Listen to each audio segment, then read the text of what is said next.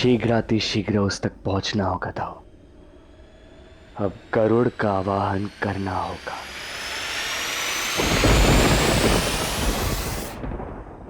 कान्हा,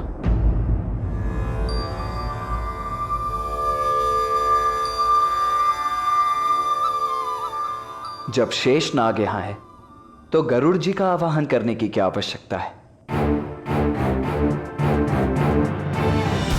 जब धरा को अपने फन पर धारण कर सकता है ये शेष, तो क्या अपने प्रभु नारायण को आसन नहीं देगा?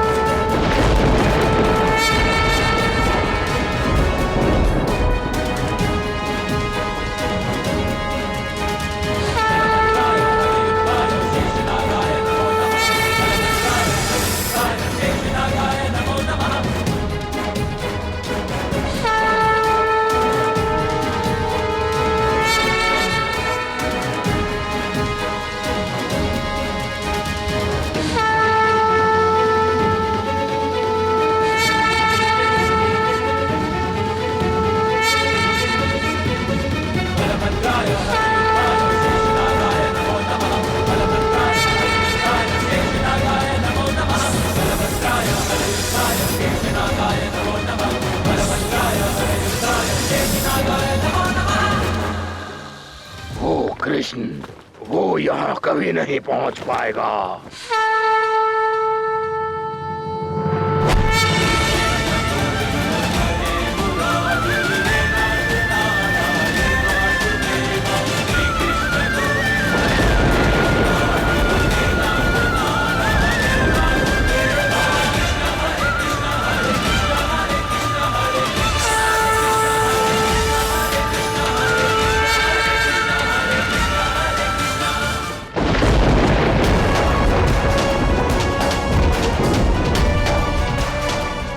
हट जाओ मेरे मार्ग से, मूर्ख बालक। यही बात मैं तुम्हें बताने आया हूं व्योमासुर। पाप का मार्ग छोड़कर हट जा। अपने पापों का बोझ इतना भी मत बढ़ा कि धरती उसका वहन न कर पाए। मुझे तुम्हारा अंत करने पर विवश मत करो व्योमासुर। तू करेगा मेरा अंत? तू?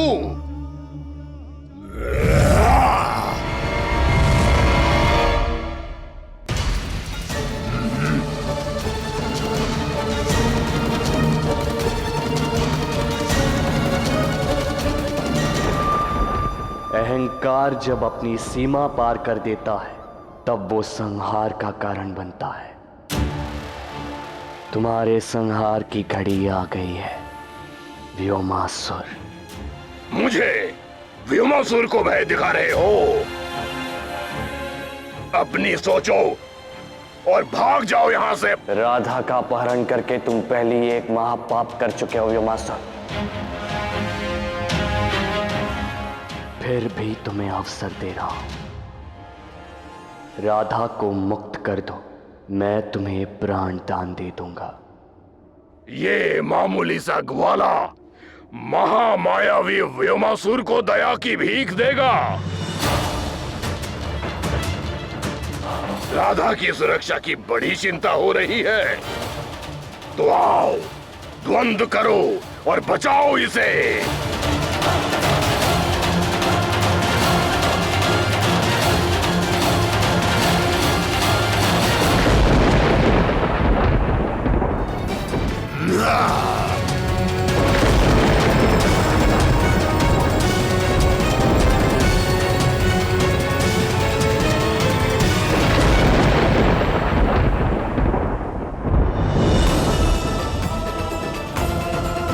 धन कृष्ण राधा है प्राण, प्राण बिना क्या देह। प्रेम करे जीवन को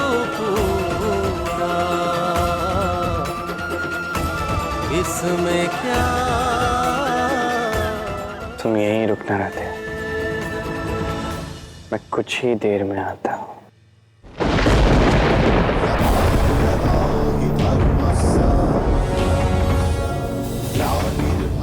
व्योमासुर बच के भाग रहा है नारायण। संसार का सबसे बड़ा पाप करके संसार से भागेगा कहाँ, क्योंकि मैं ही संसार हूँ।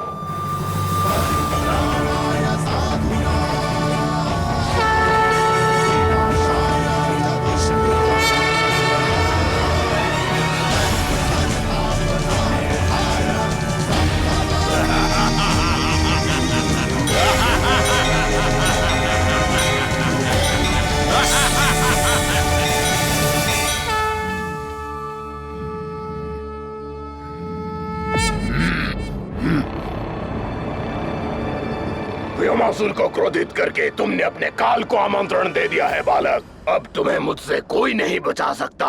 राधा का अपहरण करके तुमने अपने काल को आमंत्रण दिया है व्योमासुर। आज तू नहीं बचेगा कृष्ण।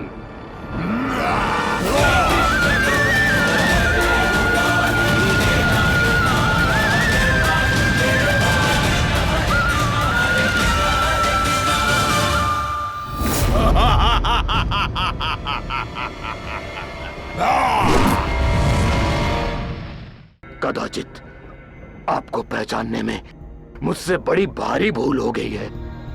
कौन है आप? तुम साक्षात भगवान श्री नारायण के सम्मुख खड़े हो असुर।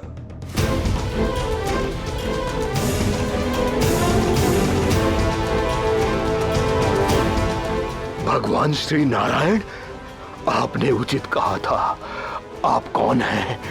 ये तो मेरी कल्पना से भी परे है। भूल हुई है मुझसे, क्षमा नहीं, मुक्ति दीजिए मुझे। मुक्ति तुम्हें मिलेगी व्योमासुर, किंतु उससे पूर्व तुम्हें मेरा एक कार्य करना होगा। मेरे मामा श्री तक मेरा एक संदेश पहुंचाना होगा। जो आज्ञा नारायण।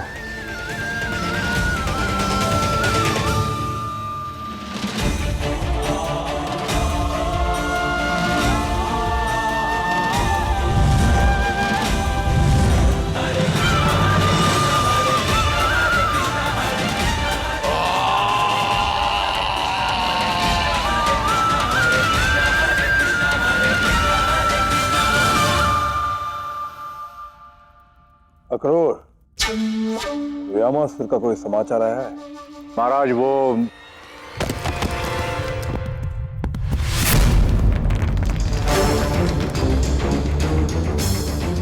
व्योमासुर?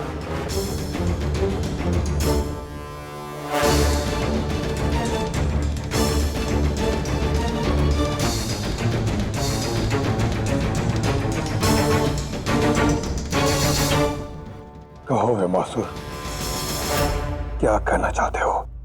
कहो। कृष्ण ने कहा है कि तुम मूर्ख हो कंस।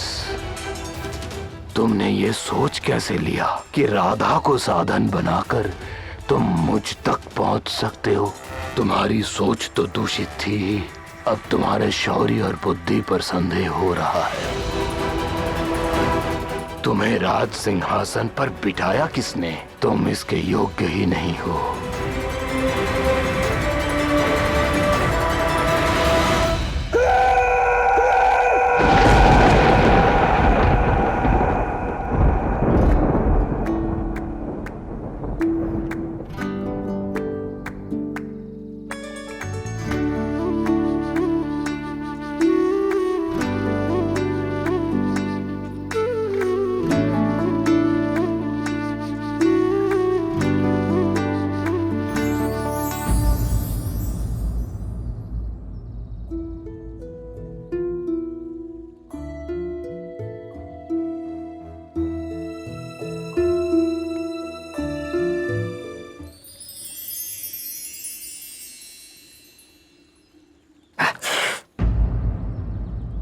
कृष्ण, तुम ठीक तो?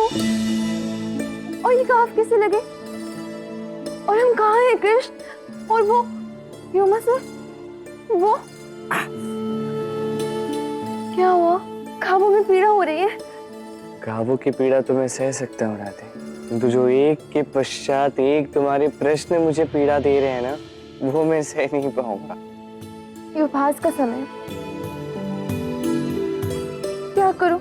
इन घावों का उपचार कैसे करूं? कैसे हरूं तुम्हारी पीड़ा? फिर इतने प्रश्न?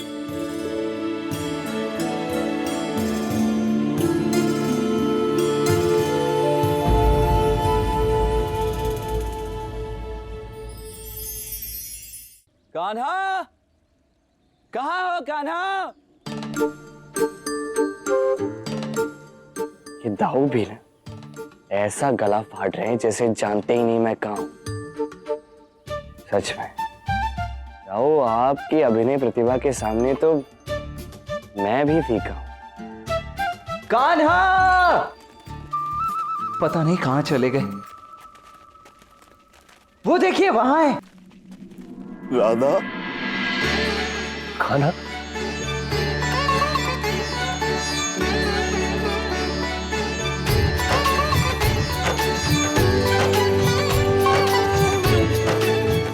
पुत्री, तुम ठीक तो हो ना? खाना, ये तुम्हारे घाव, तुम ठीक तो हो ना खाना? कृष्ण ने मेरी रक्षा की काका।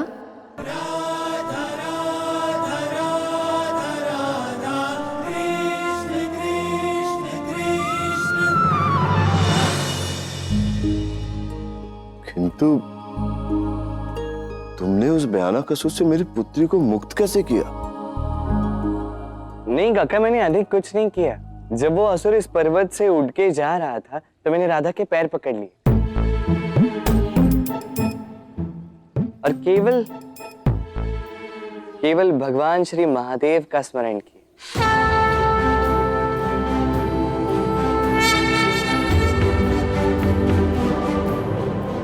और फिर क्या, जैसे जैसे मैं नमः शिवाय का मंत्र पढ़ता गया, वैसे वैसे महादेव उस असुर की शक्ति को क्षीण करते गए और देखते ही देखते वह असुर इतना शक्तिहीन हो गया कि राधा को कहीं ले जाने के लायक ही नहीं रहा। राधा को वहीं छोड़कर निकल गया। तो तुम हो गोपा देवी और तुम बलदेवी।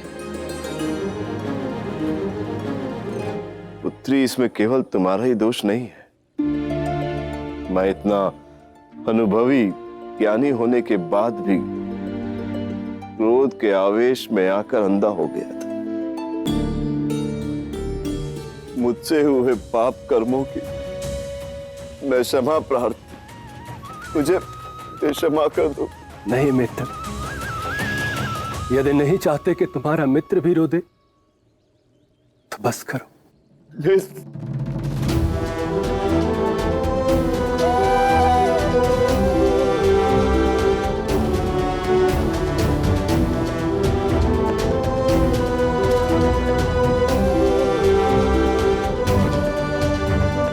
अब घर चले।